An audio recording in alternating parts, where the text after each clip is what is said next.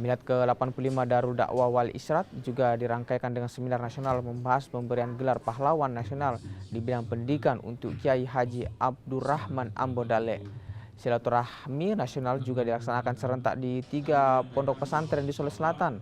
Perayaan puncak akan digelar pada 17 Desember di lapangan Karebosi Makassar dan akan dihadiri ribuan santri dan alumni DDI se-Indonesia.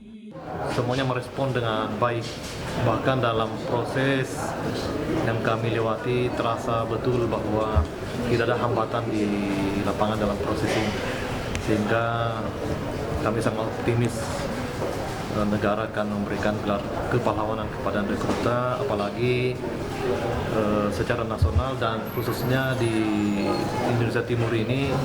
Saya kira untuk saat ini dalam memperjuangkan pendidikan pencerdasan anak bangsa tidak ada duanya rekruta sampai ke pelosok-pelosok mendirikan madrasah-madrasah. Di perhelatan semesta DDI juga akan dilaksanakan lomba baca kitab kuning dan jalan santai. Sementara perlombaan olahraga digelar di 3 ponpes yakni DDI Mangkoso, DDI Ujung Lare, dan DDI Kabalanga. Telah dua tim semesta Darul Dakwah Wal Irsyad yang insya Allah akan dilaksanakan pada tanggal 17 Desember tahun 2020. Insya Allah kurang lebih 100.000 orang yang hadir, jadi mungkin akan melebar ke jalan, tapi tentu kegiatan ini tidak mengganggu aktivitas masyarakat di Kota Makassar karena dilaksanakan pada subuh hari.